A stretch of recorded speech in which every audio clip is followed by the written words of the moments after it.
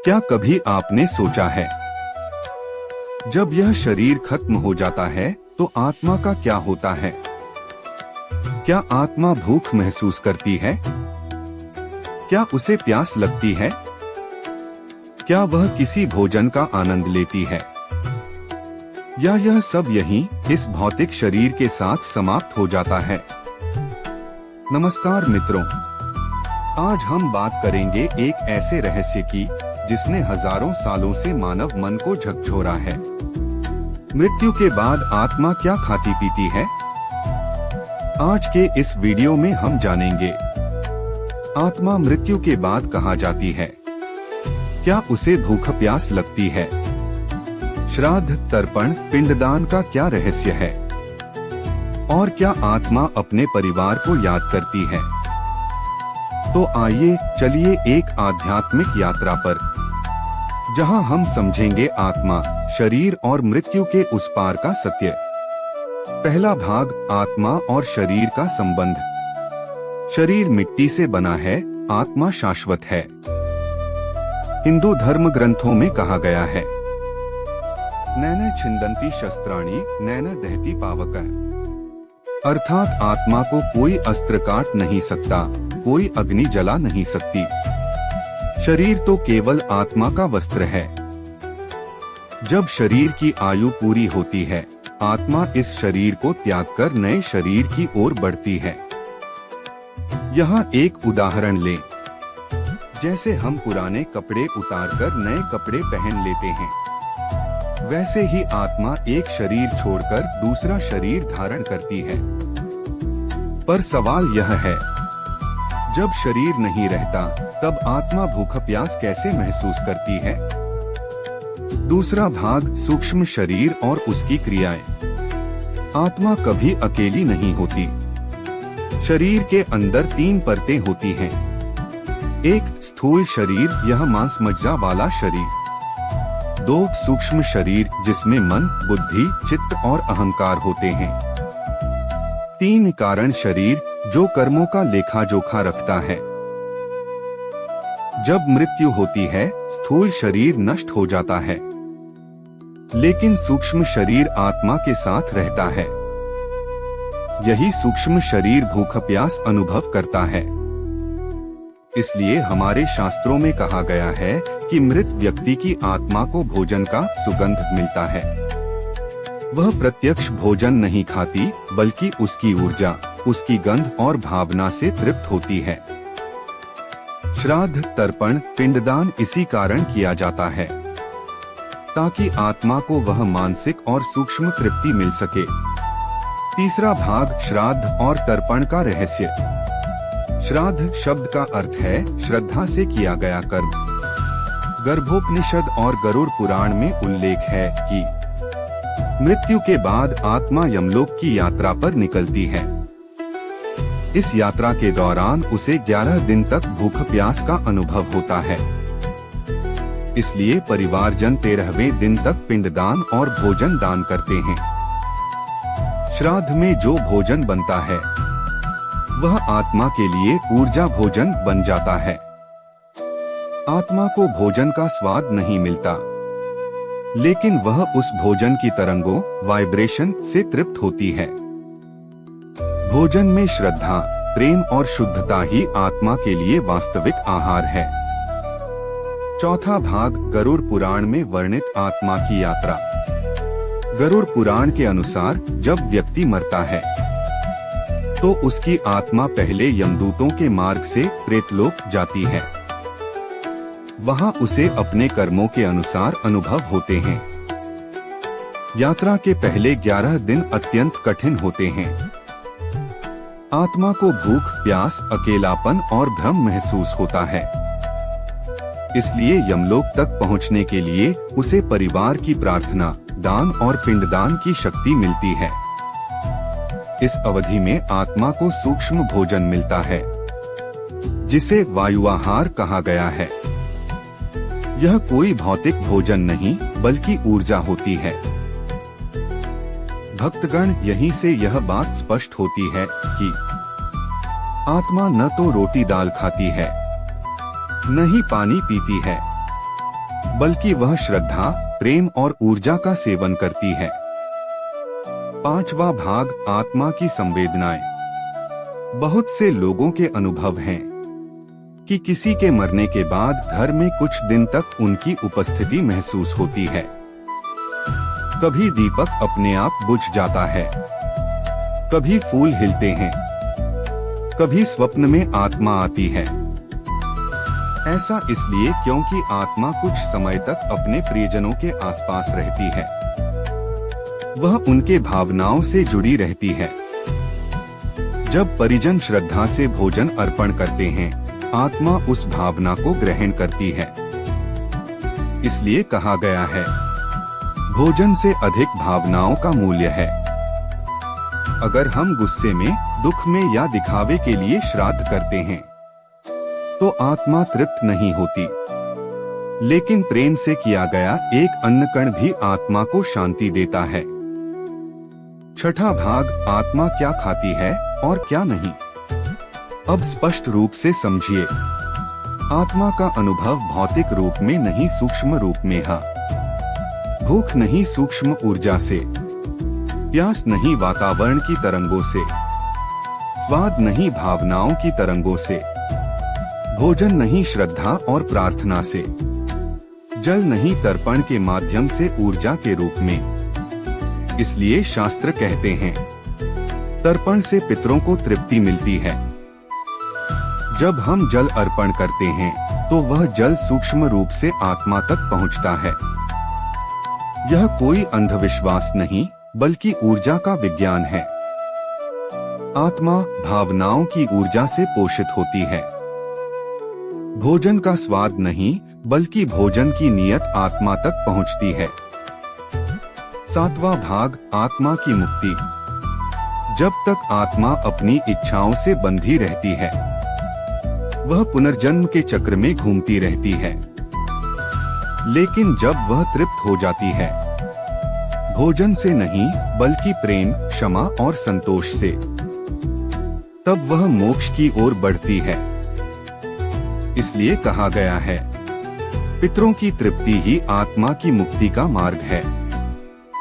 श्राद्ध, दान, पूजा, यह सब आत्मा के पोषण के साथ साथ हमारी आत्मा को भी पवित्र बनाते हैं।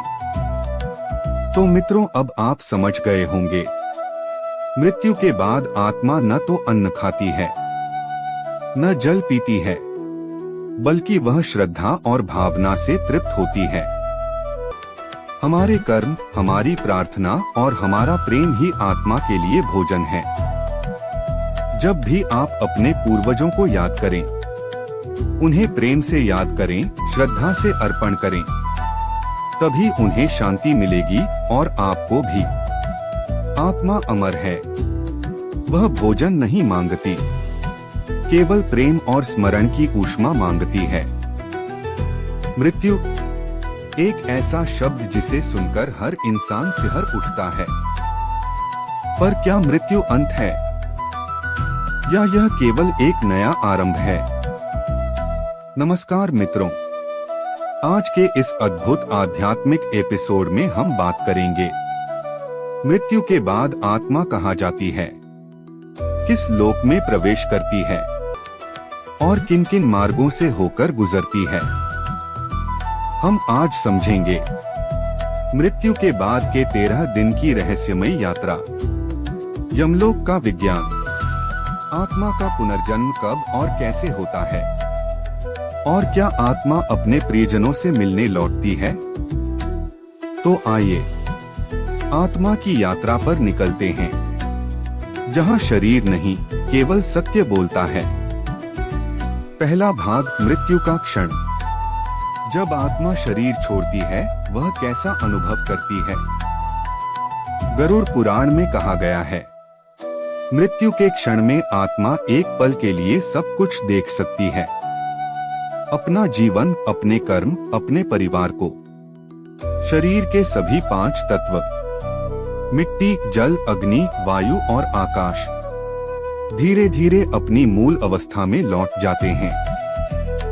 इस क्षण में आत्मा शरीर से निकलती है, पर उसे तुरंत समझ नहीं आता कि वह मर चुकी है।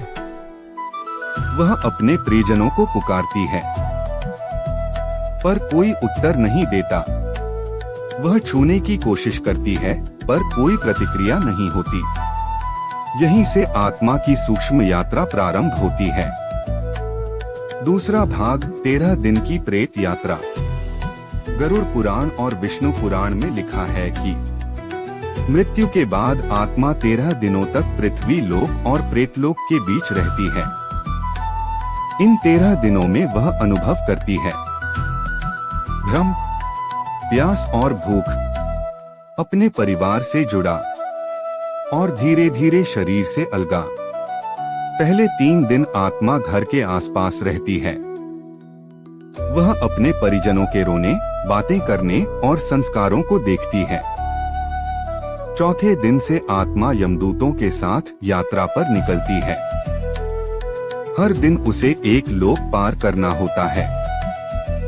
इन 13 दिनों में परिवार द्वारा किया गया श्राद्ध और पिंडदान उसे शक्ति और ऊर्जा देता है ताकि वह अगला लोक पार कर सके। तीसरा भाग यमलोक का मार्ग। यमलोक का मार्ग कोई आसान यात्रा नहीं है।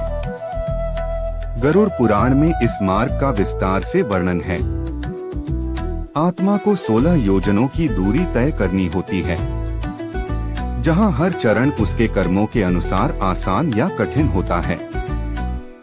एक पहला लोक वैतरणी नदी। यह एक अग्नि और रक्त से भरी नदी है। जिनके कर्म पवित्र हैं, वे इसे सरलता से पार करते हैं, और जिनके कर्म पापमय हैं, उन्हें कष्ट होता है। दूसरा लोक यमद्वार। यहाँ आत्मा अपने कर्मों की झलक देखती है। यमदूत केवल उस आत्मा को ले जाते हैं जिसके पुण्य और पाप दोनों का हिसाब तैयार हो चुका है। तीसरा लोक चित्रगुप्त सभा। यहाँ हर आत्मा के कर्मों का लेखा जोखा खुलता है। चित्रगुप्त किसी को नहीं बख्शते। हर सोच, हर भावना, हर कर्म लिखा होता है। चौथा लोक न्याय का निर्णय।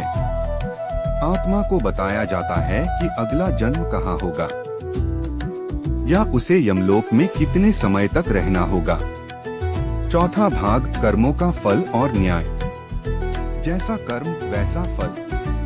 कर्म न कभी मिटते हैं, न खोते हैं। हर अच्छा कर्म आत्मा को प्रकाश देता है, और हर बुरा कर्म अंधकार। यमराज आत्मा से कोई प्रश्न नहीं करते, क्योंकि उत्तर पहले से ही आत्मा के भीतर लिखा होता है। यह न्याय अदालत की तरह नहीं, बल्कि दर्पण की तरह होता है, जहां आत्मा स्वयं अपने कर्मों को देखती है। यदि आत्मा ने जीवन में दूसरों को दुहक दिया है, तो वही दुहक अब उसे अनुभव होता है। यदि उसने प्रेम, सेवा और दान किया है, तो वही सुख उसे प्रकाश देता है। पांचवा भाग पितृलोक में प्रवेश। जो आत्माएं पुण्यवान होती हैं, वे पितृलोक या स्वर्गलोक में प्रवेश करती हैं। यह एक दिव्य लोक है जहां आत्माएं विश्राम करती हैं। यहाँ न भूख है, न प्यास, न दुहक, केवल ऊर्जा और प्रकाश। इन आत्माओं को अपने वंशजों के कर्मों की अनुभूति होती है। इसलिए जब कोई संतान श्राद्ध या दान करती है, तो आत्मा तृप्त होकर आशीर्वाद देती है। पितृलोक में आत्मा तब तक रहती है जब तक उसका पुनर्जन्म का समय नहीं आता। छठा भाग पुनर्जन्म का चक्र। आत्मा कभी मरती नहीं, केवल नया शरीर धारण करती है। भगवद गीता कहती है, जन्म मृत्यु का अंत नहीं, यह आत्मा का परिवर्तन है। जब आत्मा अपने कर्मों का फल भोग लेती है, तो वह नए जन्म के लिए तैयार होती है। उसके कर्म ही तय करते हैं कि अगला जन्म किस योनि में होगा, मानव, पशु या देव। जो आत्मा अधूरी इच्छाओं के साथ मरती है, वह जल्दी पुनर्जन्म लेती है, और जो आत्मा पूर्ण संतोष और भक्ति के साथ जाती है, वह मोक्ष की ओर बढ़ती है। 7वां भाग, मोक्ष की अवस्था। मोक्ष का अर्थ है कर्म, जन्म और मृत्यु के चक्र से मुक्ति। जब आत्मा अहंकार, लोभ, क्रोध और मोह से मुक्त हो जाती है तो वह ईश्वर में विलीन हो जाती है। वह किसी लोक में नहीं जाती, क्योंकि वह स्वयं परमलोक बन जाती है। आत्मा जब सत्य को पहचान लेती है तब वह ईश्वर में विलीन हो जाती है। यही मोक्ष है। तो मित्रों, अब आप जान गए मृत्यु के बाद आत्मा की यात्रा कितनी विशाल और अद्भुत है। वह प्रेतलोक से गुजरती है, यमलोक का सामना करती है, अपने कर्मों का फल पाती है और अंततः पितृलोक या मोक्ष में पहुंचती है। मृत्यु का अर्थ अंत नहीं, बल्कि एक नई शुरुआत है। इसलिए जीवन में हर कर्म ऐसा करें कि जब आत्मा यात्रा पर निकले तो उसे कोई पछतावा न हो, बल्कि प्रकाश और शांति का अनुभव हो। कर्म ही धर्म है और धर्म ही मुक्ति का मार्ग। क्या कभी आपने सोचा है कि कोई बच्चा जन्म लेते ही किसी पुराने जीवन की बातें कैसे जान लेता है? क्यों कुछ लोग जन्म से ही सुखी होते हैं और कुछ को कठिनाइयों का सामना करना पड़ता है? मित्रों, आज के इस तीसरे भाग में हम बात करेंगे आत्मा के पुनर्जन्म की गहराई के बारे में। हम जानेंगे आत्मा नया शरीर कैसे चुनती है, कौन तय करता है कि वह किस घर में जन्म लेगी, कर्मों का जन्म से क्या संबंध है और क्यों कुछ आत्माएं जल्दी लौट आती हैं जबकि कुछ हजारों सालों तक नहीं लौटती। तो आइए चलिए आत्मा की उस दिव्य यात्रा में प्रवेश करते हैं जहां जन्म और मृत्यु केवल पड़ाव हैं, अंत नहीं। पहला भाग, पुनर्जन्म का सिद्धांत। आत्मा अमर है, शरीर नश्वर। भगवद गीता में भगवान श्री कृष्ण कहते हैं, जैसे मनुष्य पुराने वस्त्र छोड़कर नए वस्त्र धारण करता है, वैसे ही आत्मा पुराने शरीर को छोड़कर नया शरीर धारण करती है। यह पुनर्जन्म का सबसे सरल लेकिन गहरा सत्य है। आत्मा का कोई आरंभ या अंत नहीं है। वह केवल शरीर बदलती है, अनुभव अर्जित करती है और कर्मों का लेखा जोड़ती है। हर जन्म आत्मा के लिए एक स्कूल की तरह होता है, जहां वह सीखने, सुधारने और आगे बढ़ने आती है। दूसरा भाग, कर्म का विज्ञान। हर आत्मा अपने साथ कर्मों की ऊर्जा लेकर चलती है। ये कर्म 3 प्रकार के होते हैं। 1. संचित कर्म, पिछले जन्मों के सभी कर्मों का संचय। 2. प्रारब्ध कर्म, जो इस जन्म में भोगने तय हो चुके हैं। 3. क्रियमाण कर्म, जो हम अभी कर रहे हैं और भविष्य को प्रभावित करेंगे। आत्मा जब मृत्यु के बाद अपने कर्मों का मूल्यांकन करती है तो उसे स्पष्ट दिखाई देता है कि कौन से अधूरे कार्य, अधूरी भावनाएं या बंधन बाकी हैं। यही अधूरे कर्म अगले जन्म का कारण बनते हैं। तीसरा भाग, आत्मा की तैयारी। पुनर्जन्म अचानक नहीं होता, यह आत्मा की गहरी योजना होती है। मृत्यु के बाद जब आत्मा यमलोक या पितृलोक में विश्राम कर रही होती है तो वहां उसे कर्मदर्पण दिखाया जाता है, जिसमें उसका हर जीवन, हर निर्णय, हर भावना स्पष्ट दिखती है। उस समय आत्मा स्वयं समझती है, मुझे अब कौन सा अनुभव पूरा करना है, मुझे किस लोक, किस परिवार में जन्म लेना है। यह चुनाव केवल इच्छा से नहीं होता, बल्कि कर्मोर्जा के अनुसार तय होता है। जिनकी आत्मा प्रेम से भरी होती है वे उच्च लोकों में जन्म लेते हैं, और जिनके भीतर क्रोध, द्वेष या लालच होता है वे निचले लोकों या कठिन परिस्थितियों में जन्म पाते हैं। चौथा भाग, जन्म की योजना। हर आत्मा अपने जीवन की पटकथा पहले से चुनती है। जब आत्मा नया जन्म लेने को तैयार होती है तो वह कुछ विशेष तत्व चुनती है। 1. माता पिता। आत्मा ऐसे माता पिता चुनती है जिनसे उसे अपने पुराने कर्मों का हिसाब चुकाना होता है। कभी किसी जन्म में जो पुत्र था वह अगले जन्म में पिता बन सकता है। 2. स्थान और समाज। आत्मा वह स्थान चुनती है जहां उसके अनुभव पूरे हो सके, चाहे वह धनवान घर हो या गरीब झोपड़ी।